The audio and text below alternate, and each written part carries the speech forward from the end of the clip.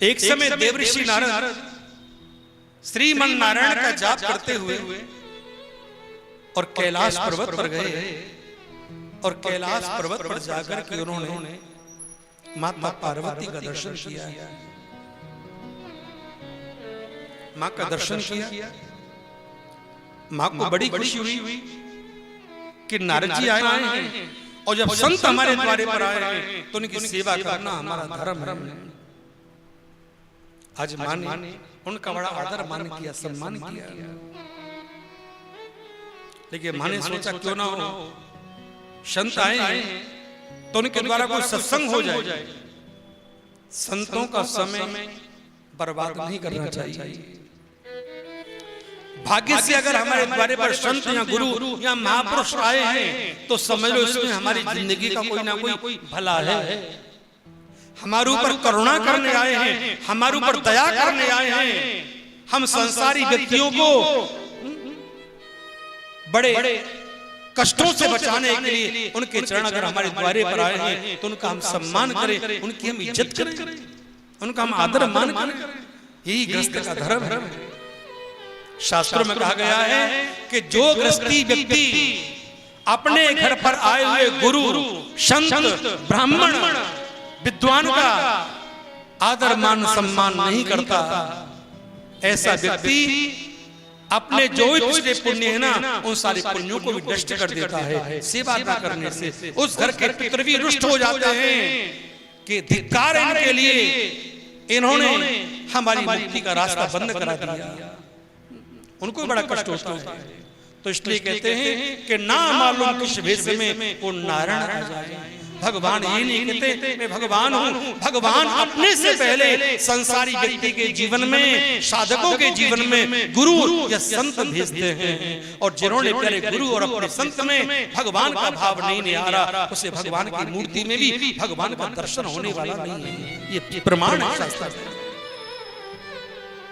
ये प्रमाण। इसलिए कहा है गुरु गोविंद दो खड़े मैं काके लागू पाए, बलिहारी गुरु आपने जो गोविंद दियो मिला।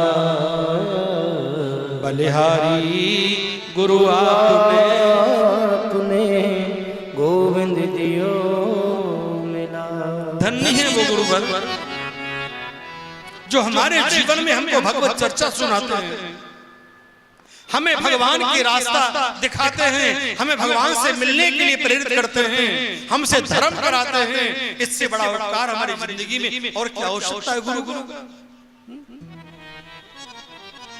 गुरु वो नहीं प्यारे जो सिर्फ अपनी सेवा में लगाएं। गुरु का मतलब ये होता है अपने शिष्यों से धर्म करा के उन्हें भगवान से जोड़ें। ये गुरु का धर्म है,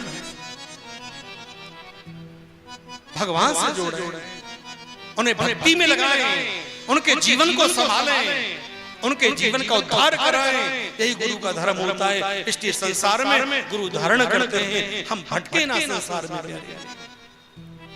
तो आज माने विचार किया, नारद जी आए, कुछ सत्संग हो जाए। कुछ सत्संग हुआ भी। अंत में नारद जी ने कहा हे माता, ज्ञान के भंडार, अवगढ़वाणी, प्रभु आस्तोष, कैलाशपति, उनके बिना तो यहाँ सुना सुना लग रहा है। हम आपसे पूछना चाहते हैं हमारे भोलेनाथ कहाँ हैं। तो मैया के मुंह से एक बात निकल गई, नारद जी वो तो कहीं किसी भक्त को दर्शन देने गए। माँ किसको दर्शन देने गए? मैं आपसे जानना चाहता हूँ। मैया का ये मुझे नहीं पता किसको दर्शन देने गए। तो नारद जी ने कहा माँ मैं आपके चरणों में प्रणाम करता हूँ, आपको मेरा नमन है, पर वास्तव में माँ तुम बड़ी भोली भाली हो। आपसे भोली भाला कौन होगा जो तुम इतना भी पता नहीं है कि प्रभु कहाँ गए, किस भक्त को दर्शन देने गए, आप बिल्कुल ध्यान नहीं करती हो।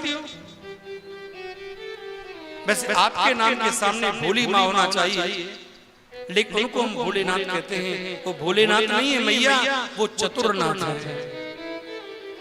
भोले बाबा जो है ना वो चतुरनाथ है। माँ बोले नारद जी क्या कह रहे हो, वो बड़े भोले, बड़े सीधे, बड़े सरल हैं, उनसे सरल दुनिया में कोई देवता नहीं है। कि धन धन भोले नाथ तुम्हारे कौड़ी नहीं खजाने में, तीन लोग बस्ती में बसाए आप बसे वीराने में। अपने भक्तों को सब कुछ न्यौछावर करने वाले कमाल है। ऐसे दयालु देवता हैं भोलेनाथ, ऐसे कृपालु है भोलेनाथ। भगवान शिव की जो आराधना करता है ना, धन्य है वो।